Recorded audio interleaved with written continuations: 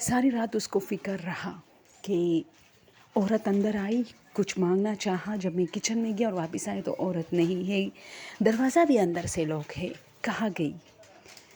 وہ ڈرتا رہا کہ شاید گھر میں چھپ گئی ہے، لیکن مجھے نظر نہیں آ رہی۔ خیر گھر والوں کا انتظار کرتے کرتے اس کی آنکھ لگ گئی، اور پھر اچانک تیز اس کے کانوں میں دروازے کی آواز سنائی دی، اور وہ اٹھ کر بھاگتا رہا، اور جب دروازے پہ گیا اور گھر والے اندر آئے تو وہ کافی خوش ہوا، اور اس نے کہا کہ امی میں بہت ڈر گیا ہوں اور میں آپ لوگوں کو بھی بتاؤں۔ اتنے میں اس نے دروازہ بند کیا اور پیچھے پیچھے بھاگتے ہوئے امی کے آیا سامنے اس کے کہ کوئی عورت آئی مجھ سے روٹی مانگ رہی تھی اور اچانک غائب ہو گئی۔ اس کی امی کافی پریشان ہو گئی کہ آتے ہوئے یہ کیسا نیوز دیا آپ نے۔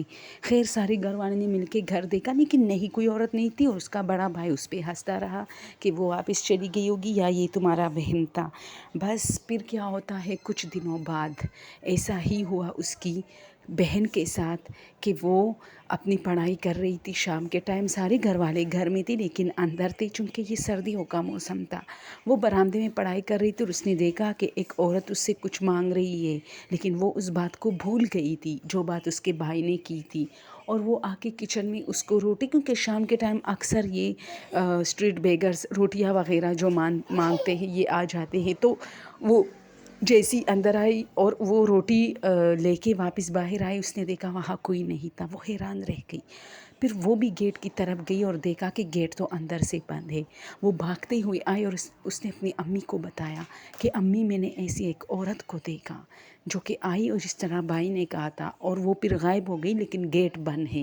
اس کی امی کو اور بھی فکر لاحق ہونے لگی۔ دوستو وہ حیران اور پریشان تھی کہ یار یہ کیا معاملہ ہے کہ عورت بچوں کو دکھائی دیتی ہے اور پھر غائب ہو جاتی ہے۔